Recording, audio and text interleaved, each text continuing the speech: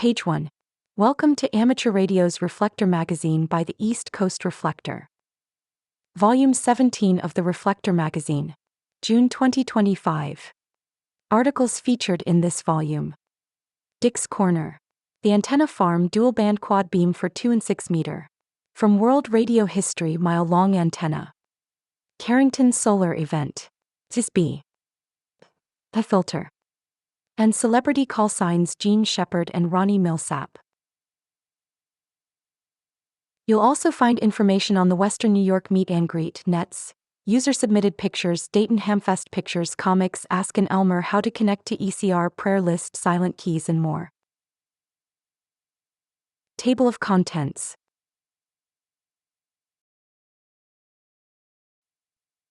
Page 3. Dick's Corner by WB2JPQ. The ECR. Welcome back. As always, a lot is happening on the East Coast Reflector. Whether you're catching up or tuning in for the first time, here's a full rundown of what we've been up to and what's coming up next. Dayton Hamfest. What a weekend! The Dayton Hamvention was once again a great experience. The weather? Absolutely perfect. Well, except for the wind. In fact, some attendees had to buy extra radio gear to weigh themselves down and avoid blowing away.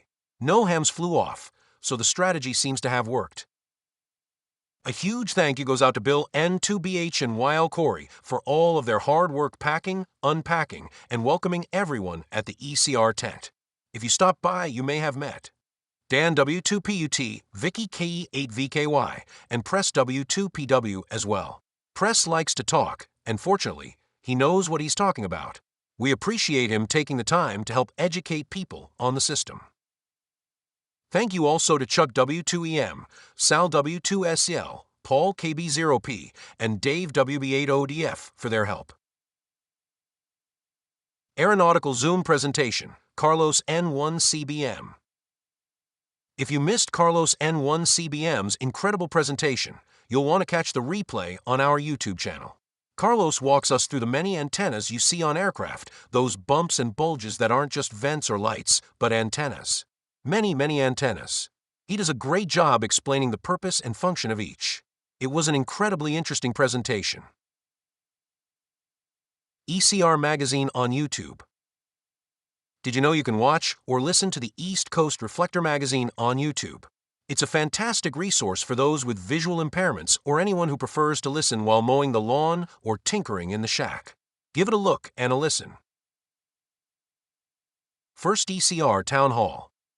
We held our first East Coast Reflector Town Hall meeting, and the turnout was amazing.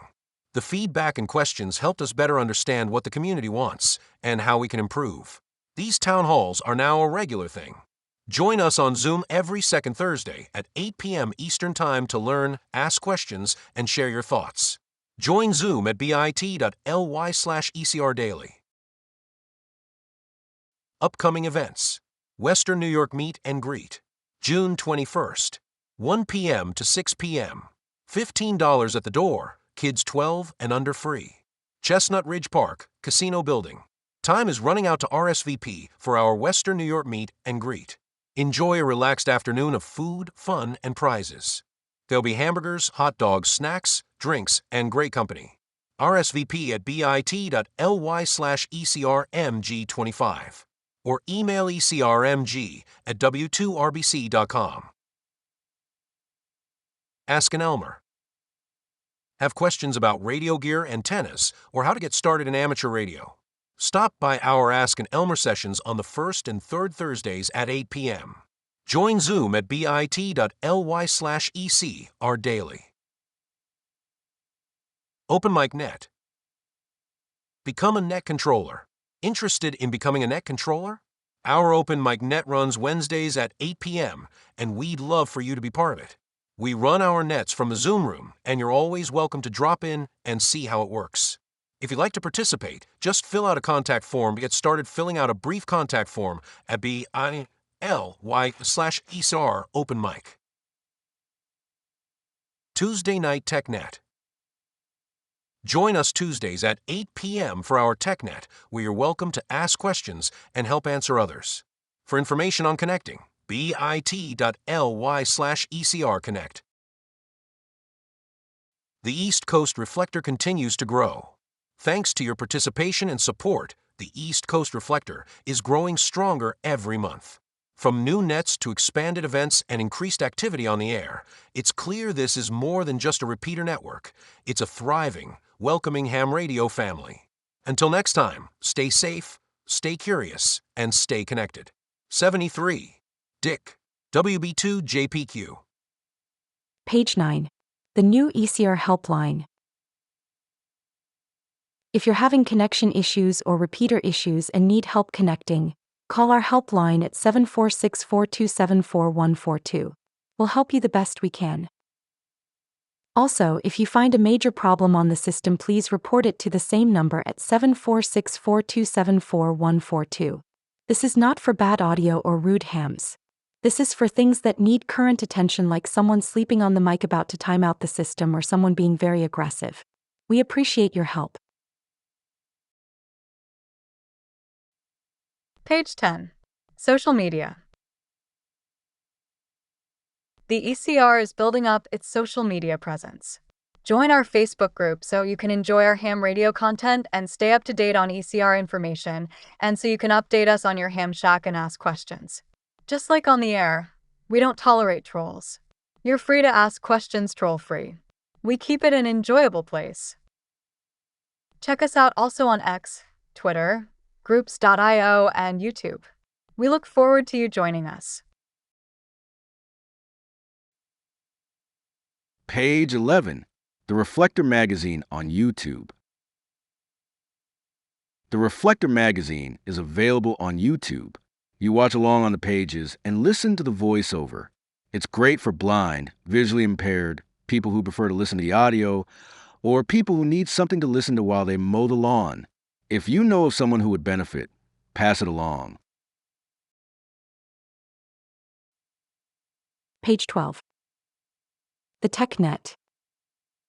The TechNet is Tuesday nights at 8 p.m. Eastern and lasts for about 2.5 hours.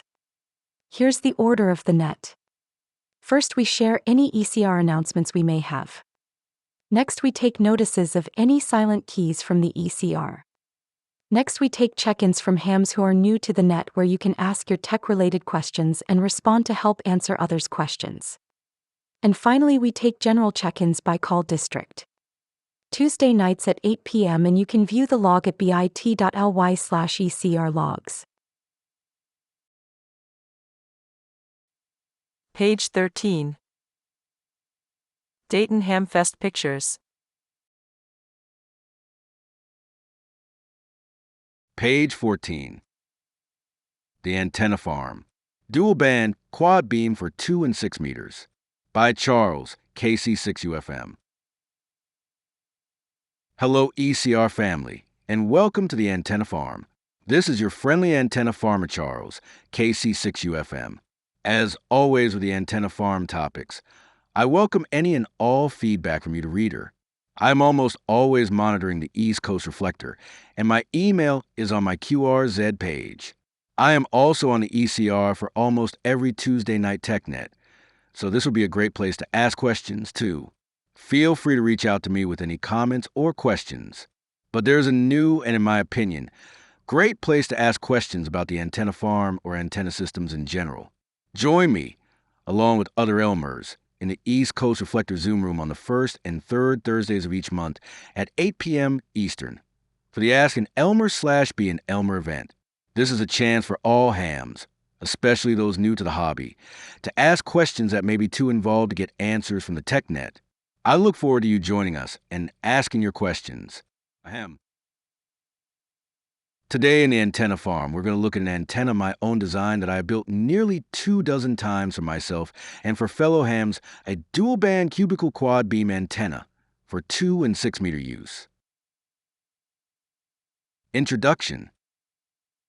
I first designed and built this antenna way back in 1992 to operate on 6 meter and 2 meter for so-called weak signal work. The term weak signal is a bit fuzzy, but it is generally meant to mean working DX, usually on CW, SSB, or digital modes like FT8, over paths that are longer than might be expected for VHF/UHF line of sight propagation. Ahem. The original design had a forward gain on the order of 16 dBi on both bands, with the back and side lobes being down by nearly 20 dB. There was, however, a mechanical problem with the first design. The only place where the spreaders for the various elements lined up was for the reflectors. This meant that you needed to make the boom look something like an angry porcupine, because there were 14 pairs of spreaders along the boom's length. This also increased both the weight and wind load of the antenna, neither of which are good things.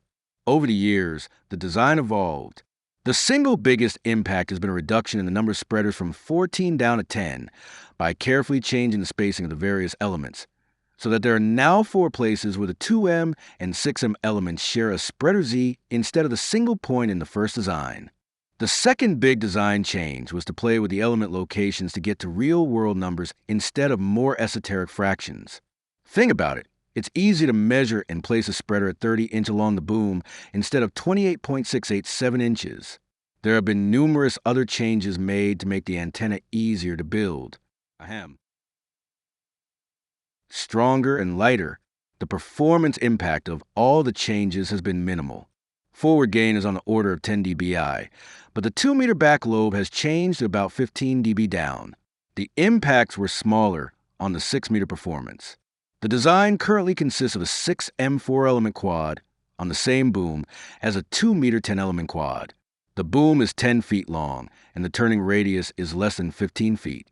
It should be noted that this antenna requires 2 separate feed lines, one for the 2-meter section and another for the 6-meter section.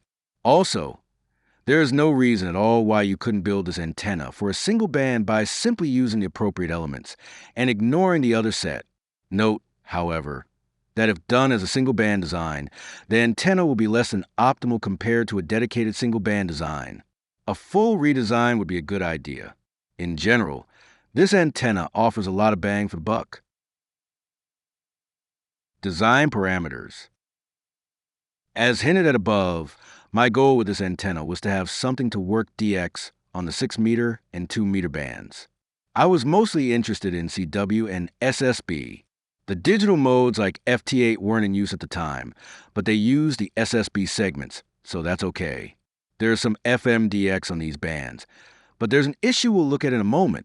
I wanted forward gain on the order of 12 to 14 dBi, but more importance was having fairly deep nulls in the side and back lobes to be able to block interference, especially on the 2-meter band from cable TV systems that were in my area at the time. Generally speaking, directivity is more important and of more use than forward gain. Said another way, forward gain was less important than deep side nulls. I also sacrificed a little gain on the 2-meter part of the beam in order to cover the entire band. Because of the desire to work weak signal, the antenna was designed for the lower portion of the 2 bands. For 6 meters, the design frequency is 50.25 MHz, and on 2 meters, the target is 144.25 MHz. As you'll see later, the antenna has an acceptable VSWR across the 2-meter band, but a matching system will be needed on the higher half of the 6-meter band. As I mentioned, I was interested in CW, SSB, and later FT8. In almost all cases, these modes are done using horizontal polarization of the antenna, at least by those who are serious about VHF-DX. On the other hand, FM work, even for DX, is mostly done with vertical polarization. Most references say that in a situation of cross-polarization, where 2 stations have different antenna polarization, the loss will be between 20 dB and 25 dB. This can easily mean the difference between a clear, strong signal and no signal at all. In other words, you need to decide what your main use of this antenna will be before you build it. If you want to work CW/SSB/FT8 DX modes, you need to build the antenna for horizontal polarization. If you want to work mostly FM, vertical polarization may be a better choice. But this is where the flexibility of building your own antenna comes into play. If, let's say, you want to work 6-meter SSB and 2-meter FM, no problem. You can make the 6-meter portion of the antenna horizontal and the 2-meter section vertical with a simple change to the feed point that we'll look at later. Then there is the nuclear option. This antenna can be built and installed in a manner that allows you to change the polarization as needed. No, it's not exactly what I would call easy, but it can be done. I've built 2 of these antennas that did just exactly that. In a nutshell, you need to build a system of gears, pulleys, and motors that will rotate the entire boom to a 90 degrees turn around the long axis of the boom. Or, maybe easier, you can rotate just the driven elements in the same manner. Again, it's not easy, but it will work. There is one other benefit to the solution. You can rotate the boom to point someplace between horizontal and vertical polarization, if desired. Sometimes, due to reflection and refraction of the signal between 2 stations, the signal will arrive somewhere between the 2 pure polarization options, and this ability will let you compensate for this effect. Next, I wanted something that didn't require a $1,000 rotator to turn. Rotators are expensive. They also tend to be big and heavy. Remember the time frame when this antenna was designed, and there were a number of smaller, lighter-duty rotators available for the broadcast TV market. The most popular units at the time were from Channel Master and Radio Shack, a private labeled channel master under the Archer name. Sadly, these units are no longer made, though you can sometimes find them on a used market. Channel Master still has a unit listed, but it has been out of stock for nearly a decade. In the most recent build of this antenna, I use a readily available rotator from RCA. The RCA VH226F is available through both Amazon and eBay in the $225 range. As with most TV rotators, the braking leaves a bit to be desired. So keep in mind that the antenna may move a bit in winds over about 40 miles per hour. TV rotators are also far less accurate in their positioning than dedicated ham units. But this antenna was deliberately designed with a fairly wide minus 3 dB aperture, the point where the forward gain falls by 3 dB from a maximum. This means that the aiming of the beam need not be perfect. Materials. The design is flexible enough to allow for a wide range of materials for use in construction. What follows is really just a guideline, and builders are encouraged to make substitutions to fit things they may have on hand or be able to get for a bargain price. Boom. First of all, you need a boom. The boom is 10 feet long and can be either some conductive material, like metal tubing, or something non-conductive, like wood. The important part is that the boom must be sturdy enough that it doesn't sag under the weight of the spreaders and wires, and is strong enough to handle the load. To keep the rotator cost down, the boom should be as light as possible. I've had great luck using 2-inch square aluminum tubing. It's strong, light, easy to work with, and reasonably priced. I have also used it a couple of times, but I have found that spruce or similar woods work the best, which can get a bit pricey, and you must use protective finish like spar varnish. I don't recommend using PVC pipe. It tends to sag too much, but this might be solved by using stays from the ends of the boom up to the mast that extends above the antenna itself. Fiberglass is another good option, and if you have a college nearby that has a track and field team, you may be able to get old or broken pole vault poles for hauling them off. Wire. The design calls for 12 AWG bare wire. If you use any other wire, there will be an impact on the antenna performance, but it tends to be fairly small. Using a larger wire will increase the usable frequency range of the antenna by a small amount. A bigger concern with increasing the wire size is the additional weight and wind loading. Using a smaller wire will narrow the frequency range slightly, but more important is the fact that the elements will be weaker and more likely to break under ice and snow loads. Using insulated wire will change the VSWR curves slightly, but not too much. In fact, you probably won't even notice a change. You will need about 160 feet of wire. Spreaders. The spreaders will probably be the hardest thing to source. Like the boom, many materials can be used, but regardless of what material you select, the spreaders must be non-conductive. Don't fall victim to the idea some seem to have of using a conductive spreader with insulators of some sort to isolate the wire from the spreader. This will radically alter the performance of the antenna, almost certainly for the worse. Keep in mind that the spreaders are inside the near field of the antenna. In the past, I've used bamboo, fiberglass, wood, PVC, and acrylic rod, all with success. As a hint, look at fiberglass fishing rod blanks. Avoid carbon fiber. It's conductive to 1 degree or another. The spreaders need to be strong enough to support the wire and large enough to allow you to drill holes to pass the wire through. Historically, I have found a spreader diameter of about 3/8 inch to work very well. Much smaller, and they are weak and it's hard to drill a hole, while much larger and the weight and wind load increase too much. The antenna needs 2 different lengths of spreaders. For the 6M share with 2M spreaders, you'll need 8 spreaders each 90-inch long. For the 2M spreaders, you'll need 12 spreaders each 32 long. This works out to about 92 linear feet of total spreader material. Ahem. Mounting plate.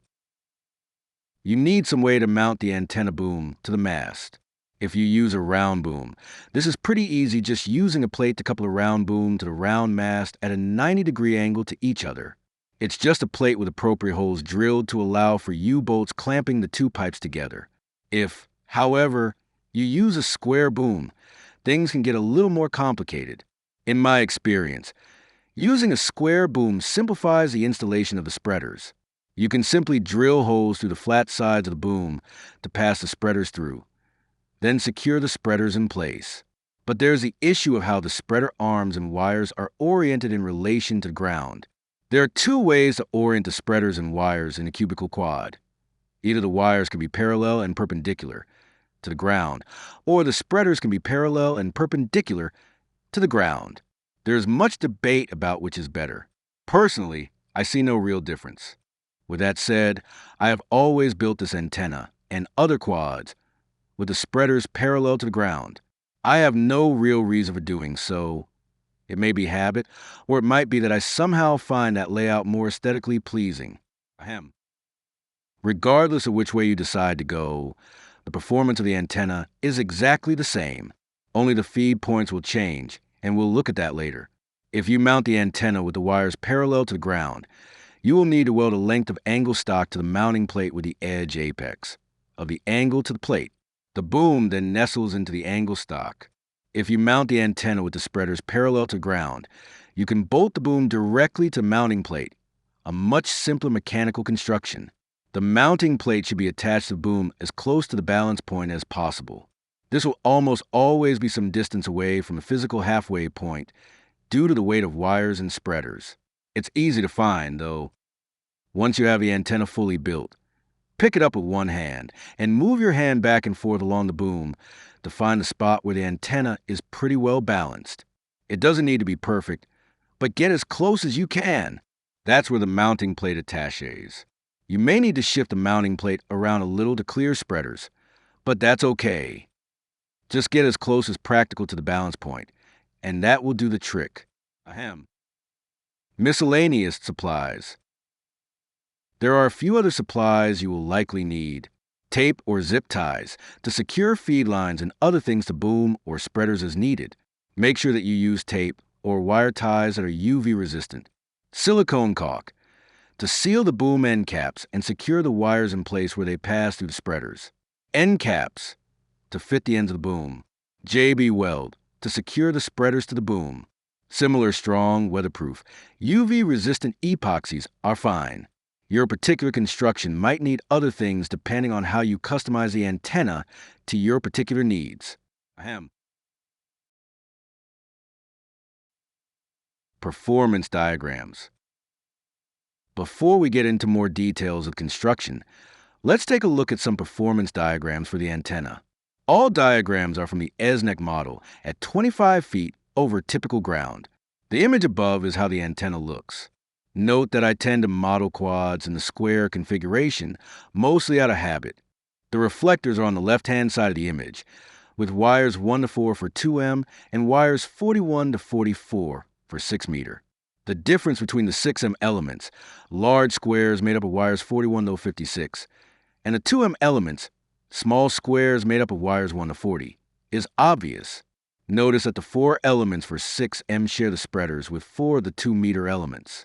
Wires 5 to 8 are the 2 meter driven element, while wires 45 to 48 are the 6M driven element. All other wire sets are directors. We'll get into the dimensions a little later.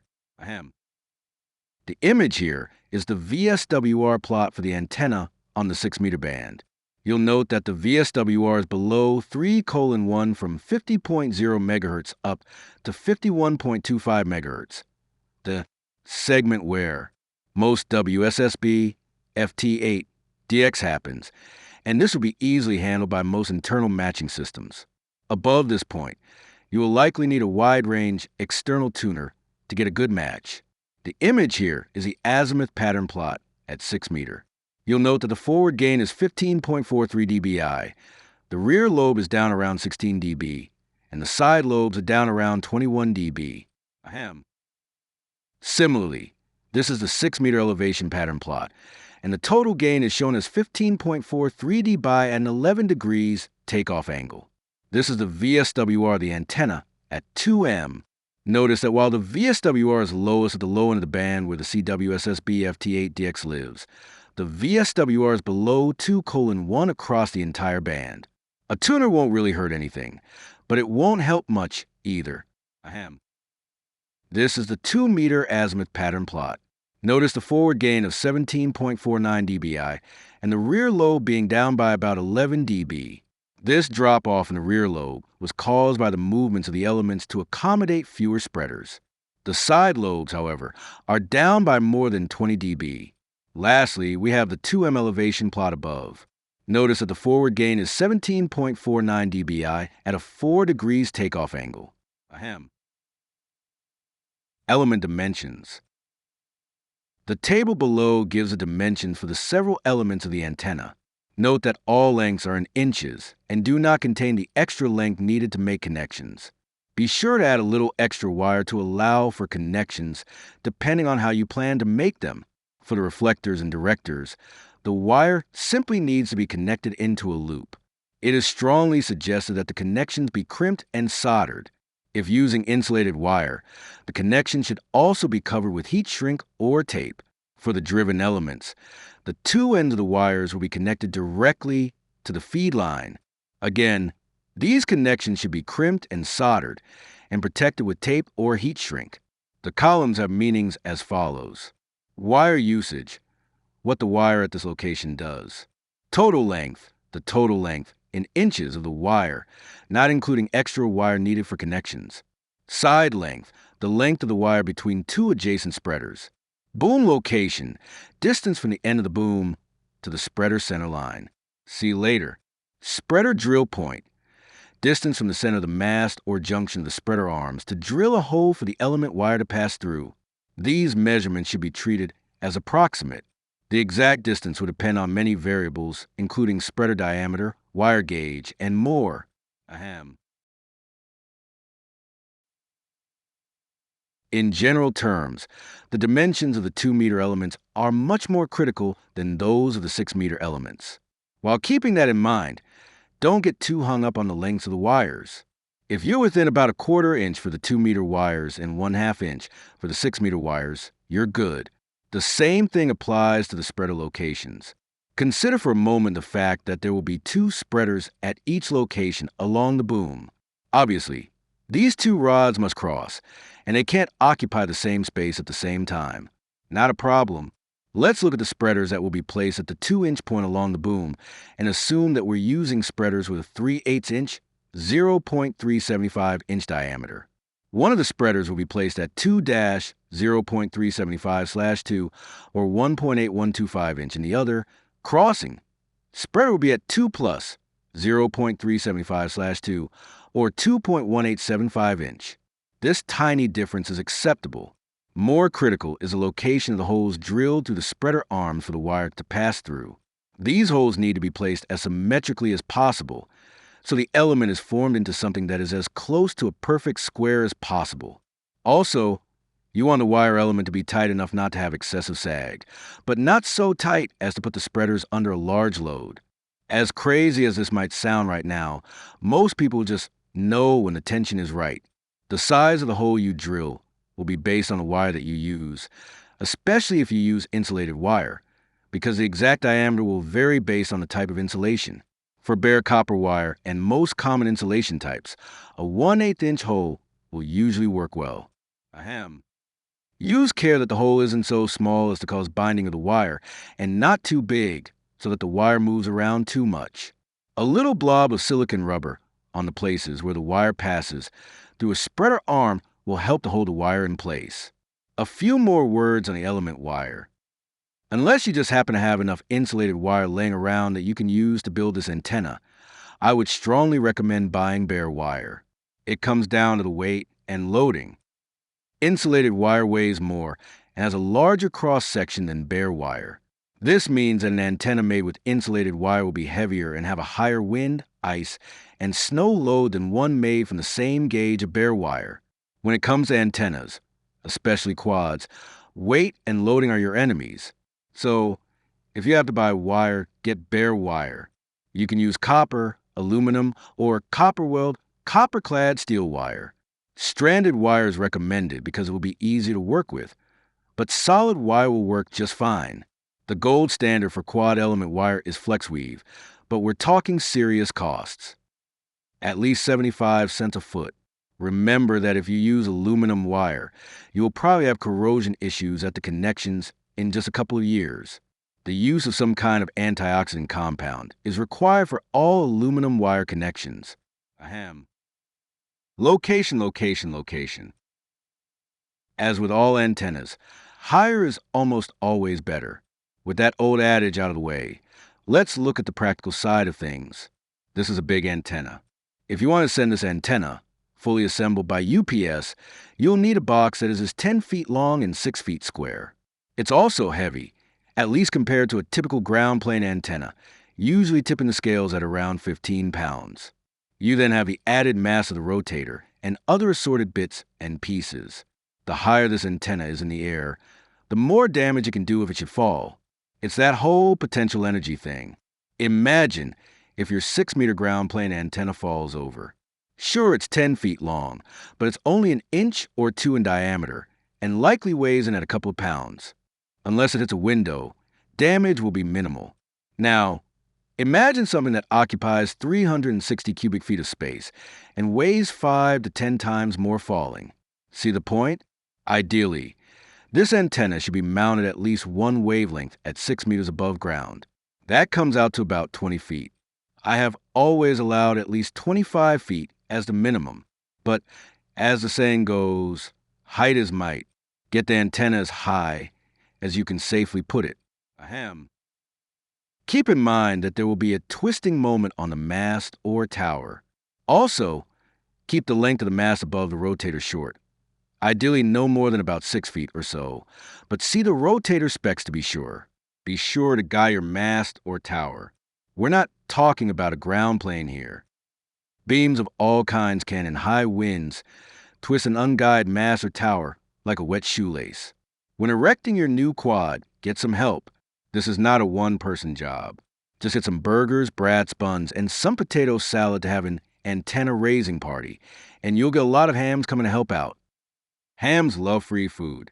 Just don't break out the beer until after the work is done. Feeding your new quad. As we talk about above, there are 2 ways to orient the spreaders and wires of quad antenna, either with the spreader arms or the wires parallel to the ground. We've also talked briefly about building and mounting the antenna to allow for either vertical or horizontal polarization. Both of these options are mostly a matter of personal choice, at least other than the facts we talk about in terms of CWSSB versus FMDX work, as related to polarization. Ahem. The image below shows the 2 ways to mount the antenna. Both configurations have exactly the same performance.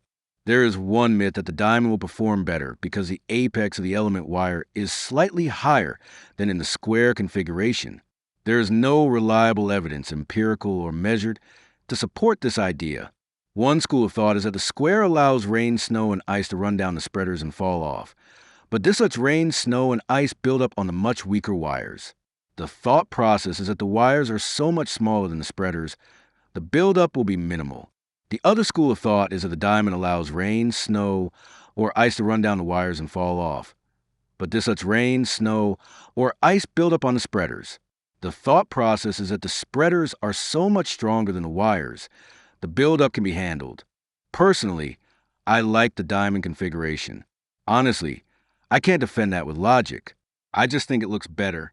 The image also shows the several feed points to get either horizontal or vertical polarization. Where you see an H in the image, that is a feed point for horizontal polarization. If, however, you want vertical polarization, you'll feed the driven loop at the one of the points marked with a V. Ahem. This tells you two things. First, as mentioned above, since the 6M and 2M parts of the antenna have separate driven element loops, you can feed one as horizontal and the other as vertical. No problem. Second, if you look carefully at the image, you'll see that the feed line, regardless of desired polarization, can be run along and secured to the spreader arm when in the diamond configuration. In a square setup, the feed line has to dangle from the boom to the feed point. In my mind, this is by far the best argument for using the diamond configuration. When we looked at the element wire dimensions, I mentioned that the feed line will connect directly to the two ends of the driven element loop. Yes, it really is just that easy. Just crimp and solder the coax center to one end of the loop and the shield to the other end. Be sure to seal the coax to prevent water from entering. Those who have been paying attention to the past Antenna Farm articles will, however, see a problem. A full wave loop is a balanced antenna, but coax is an unbalanced feed line. Stop. Don't go looking for a balun. Baluns are horrible devices. They are lossy, expensive, narrow-banded, and just simply are not needed, ever. Ahem. Instead, get yourself a dozen or so number 31 mixed ferrite beads with a hole large enough to pass the coax through, and slip about 6 of them over each of the coax runs before you connect to the driven element loop. Secure the beads in place as close to the wire connections as you can with tape, and then secure the coax bead assembly to the spreader arm. You just made yourself a common mode choke that will work better, be very wideband, have very low loss, and be cheaper than a balun. And speaking of feed line, I strongly recommend using at least RG 8 coax. LMR 400 or Belden 9913 is better, but RG 8 will work and is cheaper. Why? Look at this table. Ahem. Of particular interest is the loss at 148 megahertz. Keep in mind that each 3 dB of loss cuts your signal in half, and this applies to both transmitted and received signals. In other words, if you have 100 foot of coax at 148 megahertz, apply 100 watts of power from the transmitter, and you're using RG8X, the antenna will only get about 38 watts to radiate. And this is assuming that you have a perfect 1-to-1 VSWR. As the VSWR goes up, the losses get bigger and bigger. Under the same conditions, but using cheap RG 8 coax, your antenna will get nearly 60 watts. With LMR 400, the antenna sees over 70 watts. At HF, RG 8X is okay. Not great, but okay. At VHF UHF, RG 8X is a very bad choice. In other words, why go to the time, work, and expense of building and installing a high-performance antenna, and then try and save $25 by using a feed line with low performance that will burn up your antenna gain in the wire? There aren't any good answers to do this. One other benefit is that this antenna, using RG8 9913 or LMR 400 coax, can easily handle 1,500 watts, the full legal limit. This will put you firmly into the ranks of the big gun stations on the air. Ahem. Conclusion. There you have it, a high-performance antenna for 6-meter and 2-meter DX work, an operation that hams of any license class can enjoy. As with any antenna construction, take your time, pay attention to details, and you'll have an antenna that will perform well and that you can take pride in having built and owning. Please feel free to contact me on the ECR at the Tuesday Evening TechNet, in the Ask and Elmer B and Elmer Zoom meetings, or via email if you have any questions. I'll be happy to help. Next time on the Antenna Farm, we're going to take a look at a high-performance 440 megahertz Yagi beam that is cheap and easy to build. If you know of an antenna construction article on the web, please drop me a note with the pertinent information, and I will look at it for consideration as an article for the Antenna Farm. Take care in 73. Charles, KC6UFM. Page 42. Radio crossword. Enjoy a simple little crossword puzzle. Page 43. Meet and Greet 2025. It's that time again already. The annual Western New York ECR Meet and Greet is approaching quickly. Join us on June 21st for a gathering of food and friends. Relax and enjoy the beautiful scenery and facility, and try to win some door prizes or the 50-50 raffle. It's $15 at the door, and kids 12 and under are free. It's open to the public, but RSVP is needed. Simply make your reservation by going to bit.ly/ECRMG25. That's bit.ly/ECRMG25. It's super easy, but if you need help, we'd be glad to help. You're welcome to come alone or bring the family. And just so you don't forget, bit.ly/ECRMG25. Space is limited. Don't delay. 7-3. Page 44. The text check-in line. Grab a pencil. The ECR has a unique way to get more people on the air. Our nets can be so busy that people have a difficult time getting in. We want to help everyone get on the air, so here it is. 716-317-9050. Text your call sign to 716-317-9050. This will get you onto the log. This is not for ins and outs. It's to help get people on the air and through the pileups. Text your call sign to 716-317-9050. Page 45. ECR Gift Shop. You can help the East Coast Reflector by visiting our gift shop. We've got shirts, hats, mugs, and plenty of items you can put your call sign on.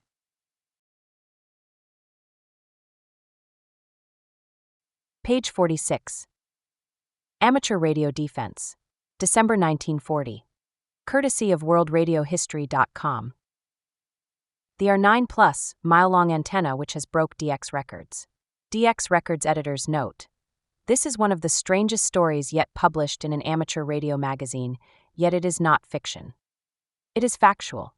Joseph Pierce, W6NYS, is the author of this article. Just a year ago, when amateur station W6 USA was running full blast at the Golden Gate International Exposition on Treasure Island, the operators were repeatedly impressed with the unusual signal strength of a radio telephone station operating on the 20-meter band. So strong were the signals that they were at first believed to be those from a commercial station, and many times the W6 USA operators swung quickly to another portion of the band, not wanting to be annoyed with the QRM. Soon they heard this loud signal calling W6 USA, and to the amazement of the operator, the R9 blast signed the call of W6 NYS.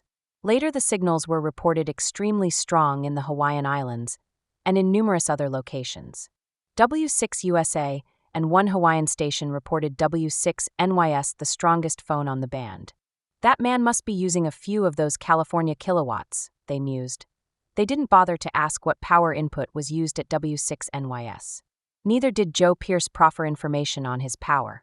It had long been taken for granted by him that 19 reports should be the rule, because the antenna was the secret of his success. So then let Joe Pierce tell you about his high-power antenna and his low-power transmitter. Here are more than 7,000 types of antennas and 10 times as many feeder systems. I know because I checked the M in the antenna books, handbooks, catalogs, magazine articles, and from information exchanged over the air. I wanted an antenna, and I wanted a good one. To install 7,000 antennas, in order to find the one which would give best results, required a bit more time than I cared to waste. Every writer and amateur says his antenna is best, but I have one that beats them all.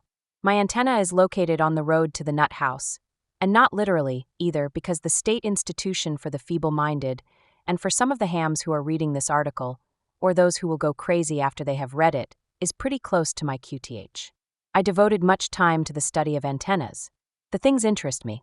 I learned a lot about putting holes in the air, and digging holes in the ground to keep the poles in the air, and how to plant ground wires and wash boilers to keep the earth moist. I experimented with the twisted doublet and the untwisted kind, also with the automatically expanding beam antenna and the signal squirters which operate on the principle of a lawn sprinkler. Some antenna experts maintain that an antenna should stick up straight, others insist they should lie down flat, and so me want 'em to be twisted in the form of a snake or a downright lazy H. Bassett wants his antennas built so they can twirl around a full 360 degrees, then turn back in the other direction again. Johnson goes far down the alphabet, stops at Q, and selects this letter for the name of his antenna system. Marconi steadfastly maintained that a single wire will do the trick.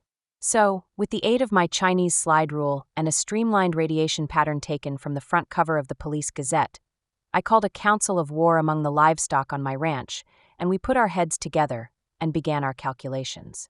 Some of the best suggestions came from my pet donkey, as I will relate a little later on. Simple arithmetic soon provided us with the startling fact that it would take the average amateur as long as 700 years to try out all of the antennas described in the radio press during the last 12 months. Feeding my antenna books and literature to my goat proved to be a logical solution.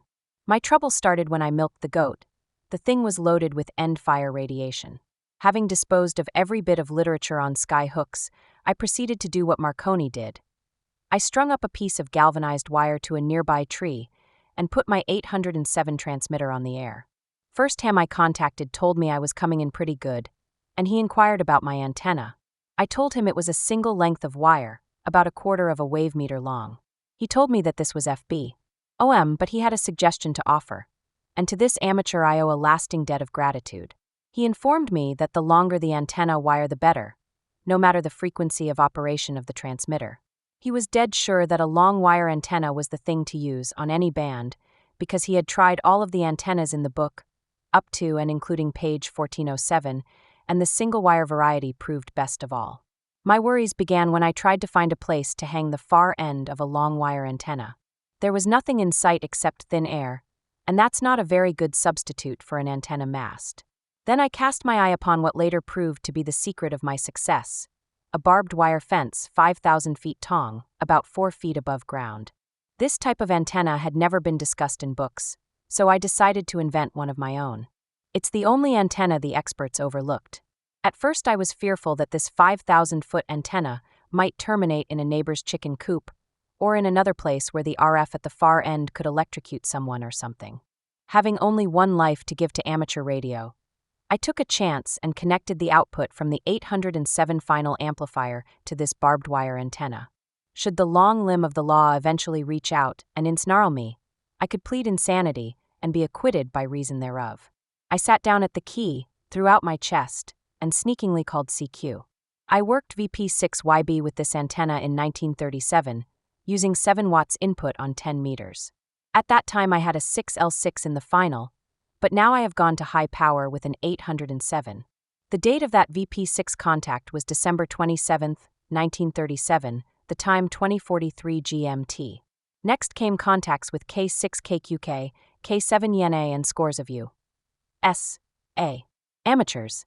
This long wire antenna is still in operation, but I seldom mention the fact to anyone because they give me the HIHI, and I request that after this article appears in print and all the amateurs know about my antenna, no further mention of it be made.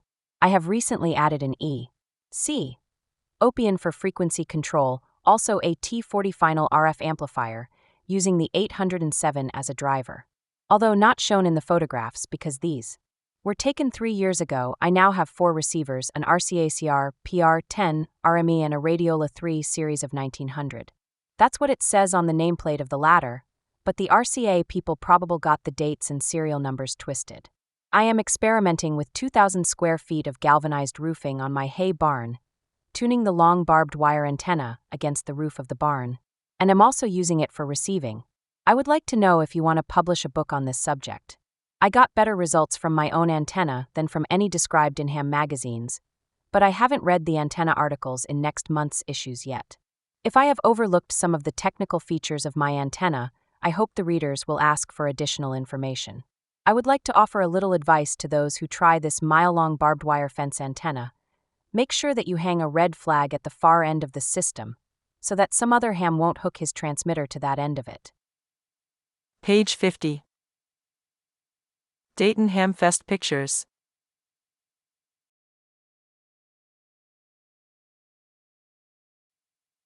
Page 51. The Carrington Solar Event. On September 1, 1859, a massive solar storm, known as the Carrington Solar Event, struck the Earth, causing widespread damage and disruption to the telegraph systems of the time. This event, named after British astronomer Richard Carrington, who first observed the solar flare, was a powerful reminder of the awe-inspiring power of the sun and the potential risks it poses to our modern technology-dependent society. What happened during the Carrington solar event? On that fateful day, a massive solar flare, accompanied by a coronal mass ejection, CME, erupted from the sun's surface. The CME, a massive cloud of charged particles, hurtled towards the Earth at incredible speeds, interacting with our planet's magnetic field and causing a geomagnetic storm of unprecedented proportions. The effects of the storm were immediate and far-reaching.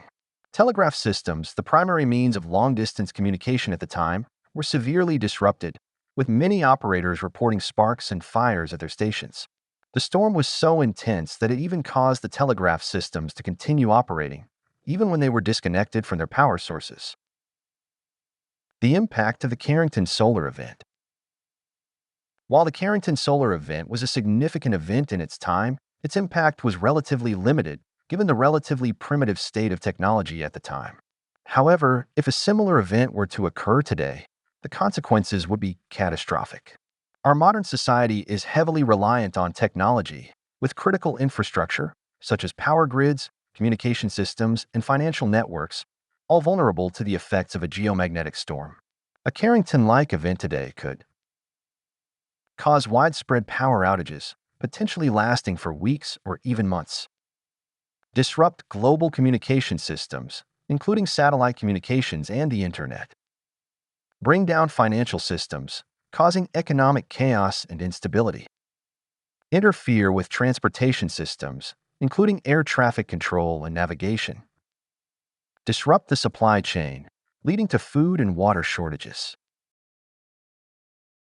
Preparing for the next Carrington solar event. While the likelihood of a Carrington-like event occurring in the near future is difficult to predict, it is essential that we take steps to prepare for such an event. Governments, industries, and individuals must work together to develop and implement robust backup systems and emergency protocols. Invest in research and development of technologies that can mitigate the effects of geomagnetic storms. Enhance international cooperation and information sharing to ensure a coordinated response to such an event. Educate the public about the risks and consequences of a Carrington-like event. Conclusion.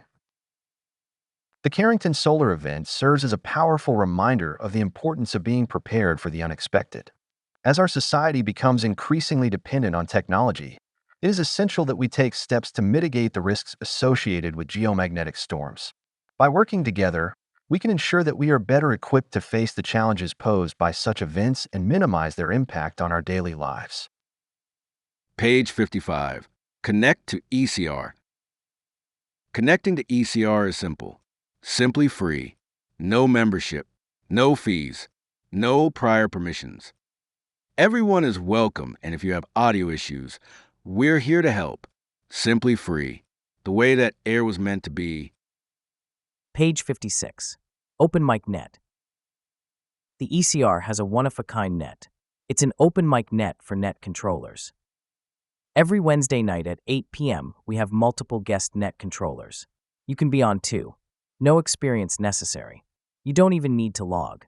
If you're interested in being a net controller on our open mic net, sign up at bit.ly/ECR open mic.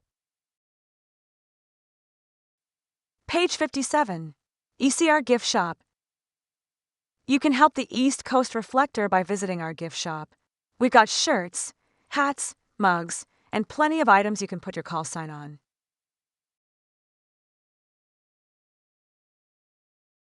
Page 58. The Morning Brew is a lighthearted, fast-paced net. Check in and tell your barista your answer to a simple question to get your morning brain started. Mobile check-ins are given priority. Don't want to deal with the pile-ups? Text your call sign to 716-317-9050 to get on the log. Page 59. A few more Dayton Hamfest pictures.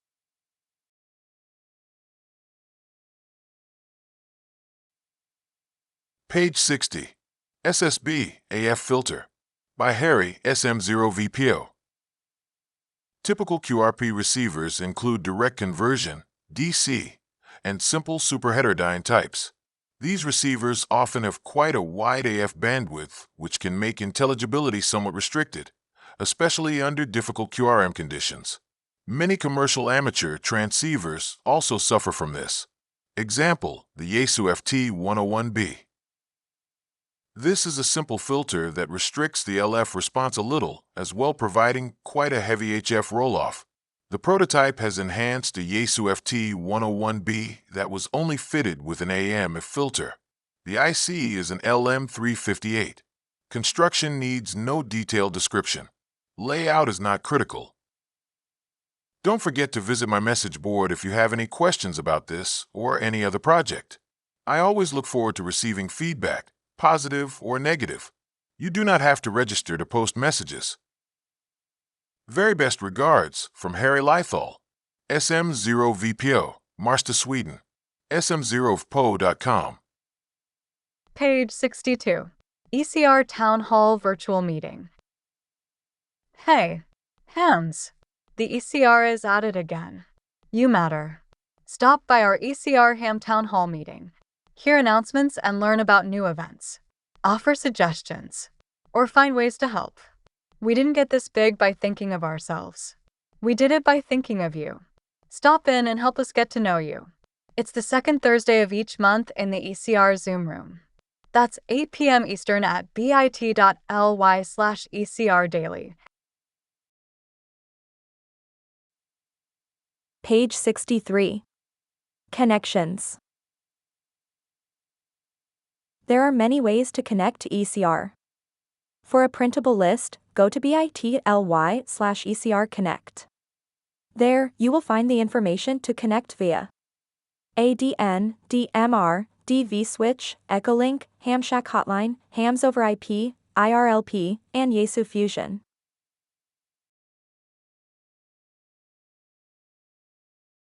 Page 64. The YouthNet. Join our YouthNet controllers every Friday night. Support the future of ham radio. Friday nights at 8 p.m. Eastern Time. Page 65. A few more Dayton Hamfest pictures.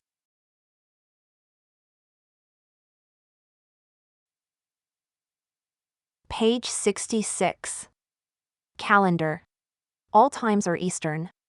The following events are on the Reflector. For connection information, go to bit.ly/ECR Connect. Check out the Morning Brew net on your way to work. Weekdays from 7 to 9 a.m. It can be pretty fast-paced. If you like a slower, more ragshoe net, stick around on Fridays for the second cup at 9 a.m. Have a technical question? Stop by the TechNet Tuesday nights at 8 p.m. to ask your questions or offer your advice. Friday nights at 8 p.m., show your support by checking into the YouthNet. On Wednesday nights at 8 p.m., check out a new type of net, open mic night for net controllers. If you'd like to give it a try, go to bit.ly/ECR Open Mic. On Sundays, listen to Amateur Radio Newsline at 1 p.m. and again on Wednesday nights at 10 p.m. We've also got HF nets. On Thursdays at 10 a.m., join the 20-meter net on 14.317. And on Saturday mornings, join us for the 40-meter net at 9 a.m. on 7.245. On Saturday nights at 11 p.m. Eastern, you've got to check out the Trivia Net. Everyone gets their own multiple-choice question. It's a lot of fun. For the following events, stop by the ECR Zoom room at bit.ly/ECR daily.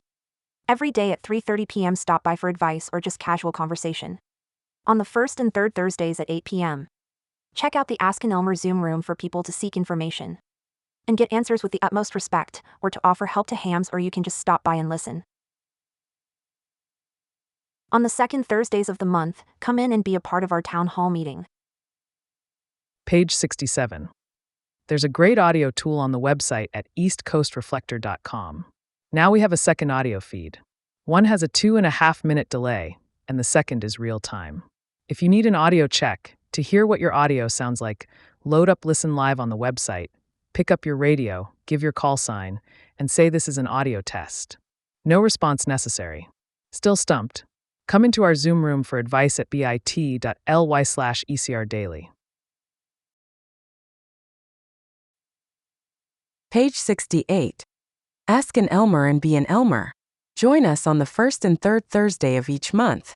Come in and ask for help and get respectable answers from a family-friendly environment. If you don't have any questions, just come on in to watch and listen. Page 69. The Trivia Net. The Trivia Net is a fun, unique net.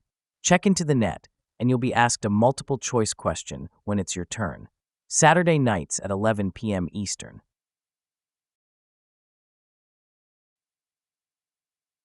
Page 70.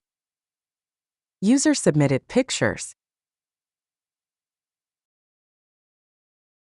Page 71. Celebrity Call Sign by KD2TFB. Gene Shepard, author of A Christmas Story. This celebrity call sign was born 104 years ago on July 27, 1921 in Chicago, but was raised in Hammond, Indiana. He graduated from Hammond High School in 1939 and sporadically attended Indiana University, but never graduated. During World War II, he served stateside in the U.S. Army Signal Corps. After his military service, he began his broadcast radio career in early 1945 on WJOB in Hammond, Indiana. In the following few years, he kind of took a career tour of the U.S. Northeast, landing at WTOD, WASI, WCKY, WKRC, KYW, WLW, and eventually winding up in NYC on WR in 1955. Not only was our celebrity a radio star, but also was quite an author, writing for such publications as The Village Voice, Car and Driver, and Mad Magazine. But perhaps what he was more famous for was such works as Wanda Hickey's Night of Golden Memories, and other disasters, The Ferrari in the Bedroom, A Fistful of Fig Newtons, and In God We Trust, and All Others Pay Cash. He also wrote A Christmas Story, which was later turned into a movie. Well, if you haven't guessed by now, this would be one Gene Parker Shepard Jr., call sign W9QWN, and later on known as K2ORS.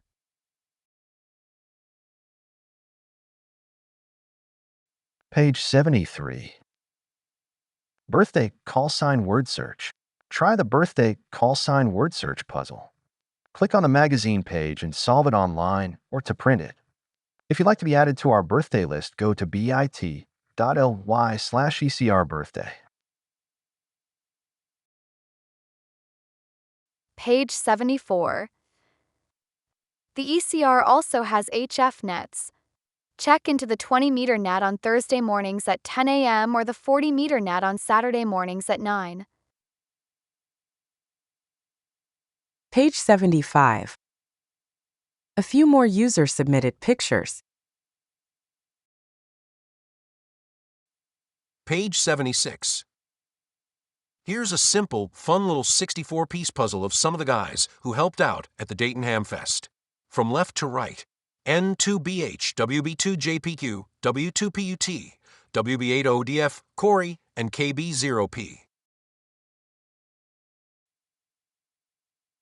Page 77. If you missed Carlos N1CBM's incredible presentation, you'll want to catch the replay on our YouTube channel. Carlos walks us through the many antennas you see on aircraft. It turns out that all of those bumps and bulges that aren't just vents or lights, but antennas. Many, many antennas. He does a great job explaining the purpose and function of each. It was an incredibly interesting presentation. Watch it at youtube.com/at East Coast Reflector. Page 78. Want to see where you are on the log? Watch along. Go to bit.ly/ECR logs to get access to view all of the net logs. Page 79. Be a contributor. Want to help contribute to the magazine? Send in your article, project, story, comment, and suggestions to editor@ecr@gmail.com. You don't have to be a good writer if you have a good story. Everything will be published and sent to you before it's published. Page 80. Comics. Hams will spend thousands of dollars on radios, but will destroy their backs because they don't want to spend money on a decent chair. Page 81. Celebrity Call Sign by Joe KD2TFB. Country music star. Ronnie Milsap, WB4KCG. Ron was born January 16, 1943, in Robbinsville, North Carolina. A congenital disorder left him almost completely blind from birth. Abandoned by his mother as an infant, he was raised in poverty by his grandparents in the Smoky Mountains until he was sent to the Governor Moorhead School for the Blind in Raleigh, North Carolina, at the age 5. During his childhood, celebrity developed a passion for music, particularly the late-night radio broadcasts of country music, gospel music, and rhythm and blues. When he was 7, his instructor noticed his musical talents. Soon afterward, he began formally studying classical music at Governor Moorhead and learned several instruments, eventually mastering the piano. Tragically, when Ron was 14, a slap from one of the school's house parents caused him to lose what very limited vision he had in his left eye. As an aside, if you've never heard of what a house parent is, it's basically the person in charge of a boarding school. With the national breakthrough of Elvis Presley in 1956, our celebrity became interested in rock and roll music and formed a rock band called The Apparitions with fellow high school students.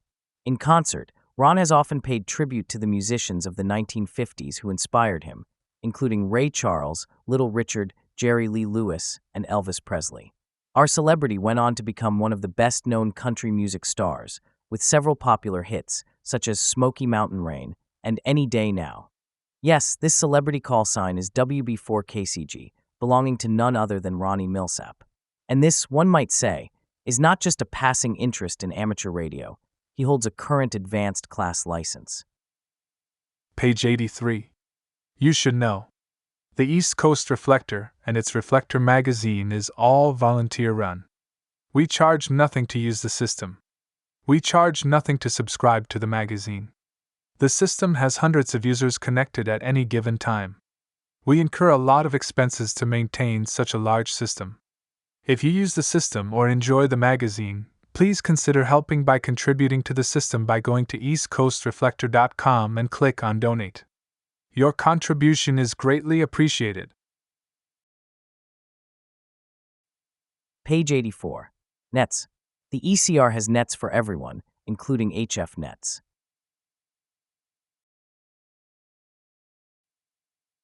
Page 85. Net questions. Here's a list of most of our net questions. Ever wonder how your answer compares? Click the question to see the results. There's questions from the Morning Brew, the Tech Net, and the Trivia Net. Page 87. Printable info. Here's a table with line 0 of site formulas. Page 88. Please pray for Cindy, wife of Charles, KC6UFM. KB2UDB, Mike and his wife Deborah. KC4BB, George, Billy, Broadway. Silent Keys.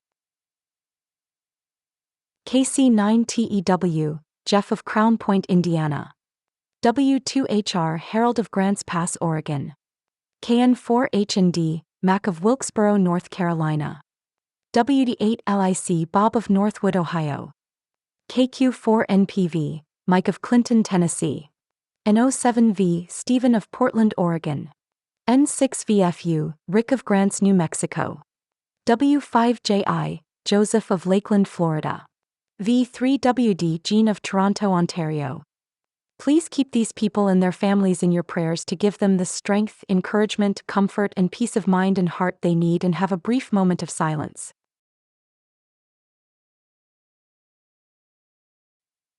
Page 89. Links. Here are a list of useful links including subscribe free to the Reflector Magazine, Repeater Map, how to make your email public on QRZ, and how to fix your prolific drivers. Facilitators, in no particular order. WB2JPQ Dick, the founding father. Or should I say godfather of the ECR. He does everything. KB2SNM Bob. He's been around since the beginning of the ECR. He's known as the junkyard dog. He's right on top of any issues to ensure that people don't get out of line and ensure family-friendly airwaves. KB5GLC Kanan, a vital part of the ECR and one of its data centers. He's a much appreciated part of the team. K4FXC David, Ham VoIP himself, an essential part of the ECR, also as its data center. KE7K Kevin, with over 16,000 users, Kevin maintains our database, sets up amateur radio news line to be played over ECR, announcements, and many other things including the TechNet. KO4FRR Joe. Joe is the man who makes the text line possible. He's also the webmaster and computer guy. You can meet him at Orlando Hamcation or at the ECR meet and greets, and even as a guest net controller on the Open Mic Net. W2RBC Randy. He's one of the magazine authors, heads our groups.io. You'll also find him on our HF Nets, our Ask an Elmer, and town hall meetings. He's always a good resource of information and always willing to help. K2CMT Mike, the infamous Morning Brew net controller. Without him, the Morning Brew probably would have never developed. Mike has the Kentucky ability to turn a 4-syllable word into one. KD2VNU, Dan is the Youth Net Director. You'll find him behind the scenes during the Youth Net helping the kids to make the magic happen. W2KJV Tony, our YouTube man. He takes the pictures you send in and puts them into a video for everyone to see. K8BAC Al. Al is a net controller of the Morning Brew and of our 40-meter net. He's a recent, very welcomed addition to our team. N2BH Bill. Bill is a net controller for the Morning Brew, and he's a great help at ECR events and Hamfests. W2PUT Dan. Dan is both one of the newest and oldest facilitators on the ECR team. He helped to start the ECR, and has recently had time to return and help out on the Ask an Elmer, as well as write a few magazine articles and help out at ECR events and Hamfests. KE8VKY Vicky. Vicky is the editor of the ECR. Made and maintains the logs with the help of KE7K, and can usually be found on the net's logging. She's also ECR's first amateur of the year. VE3BZ Kevin. Canada Kevin. He's our nighttime security guard. He takes care of the system while the rest of us sleep. You'll also find him once in a while logging for Alex, W7FTM, on the Trivia Net. We'd also like to mention some of our other contributors. W2BLT Scott, Morning Brew Net Coordinator and Net Controller. KE0GKF Jeff, Morning Brew Net Controller. W7FTM Alex, Trivia Net Controller and Creator. KO4QMM Roger, 20-meter net controller and sometimes the Tech Net. And our youth net controllers. KD2YHZ Luca. KG4BUT Grayson. KD2YFO Aiden. And last but not least, KE2EGF Ivan. Page 90. Reflector Etiquette. We don't have strict rules, but we do have guidelines that help make the best experience for everyone. This is a very large system with hundreds of connections at any given time. All of these repeaters and nodes can take a few short seconds to receive your audio, so key up and wait 2 seconds before you start to talk. Some repeaters have longer delays than others. Please feel free to use the Listen Live audio on the eastcoastreflector.com website to hear if you're cutting yourself off. Keep your transmissions to less than 3 minutes. You won't only time out your repeater but many others. Limit QSOs to 15 minutes. With hundreds of people, everyone needs a chance to talk. For the same reasons, leave 3-second breaks between transmissions. If you don't leave a break, the system doesn't know that you aren't still the last person and the time will compound and time out the system. Politics and religion are very important and we respect your opinion and beliefs, but this isn't the place for its discussion. Politics and religion make people too emotional to maintain a family-friendly environment.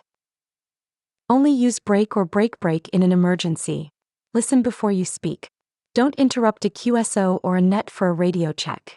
You only need to ID every 10 minutes.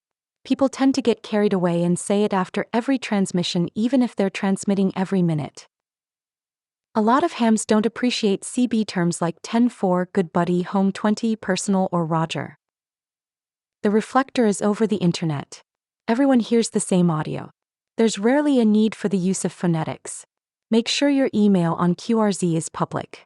This is the way people can contact you, especially if there is an issue with your node or repeater that you may not be aware of. Lastly, fix poor audio. If you need help with your audio, we'd love to help. Stop by the ECR Zoom room at bit.ly/ECR daily. Check out the ECR website at eastcoastreflector.com. You can use the monitor to see who's talking with the last heard feature. Go to the contact menu and submit suggestions for the TechNet or Morning Brew questions. Ask general questions you need help with or report issues. Other features include a map of no full-time repeaters, a link to join our groups.io, a link to the ECR Zoom room, links to each net and their log sheet, the ECR shop, and of course the Reflector Magazine. Thank you for listening to the Reflector Magazine. If you'd like to subscribe, go to bit.ly/ECR subscribe and enter your email. Disclaimer: the content, opinions, and views expressed in this magazine are those of the authors and contributors and do not necessarily reflect the opinions or views of the publisher, editorial team, or affiliated organizations, or anyone else. All articles, images, and information provided are for informational and entertainment purposes only and should not be considered as professional advice. The publisher, ECR, and its volunteers assume no responsibility for errors or omissions in the content provided. Readers are encouraged to verify all information independently. The use of trademarks, logos, and brand names does not imply endorsement. Reproduction or redistribution of any content in this magazine, in whole or in part, without prior written consent from the publisher, is strictly prohibited. For inquiries or permissions, please contact Vicky, ke8vky at ke8vky@gmail.com.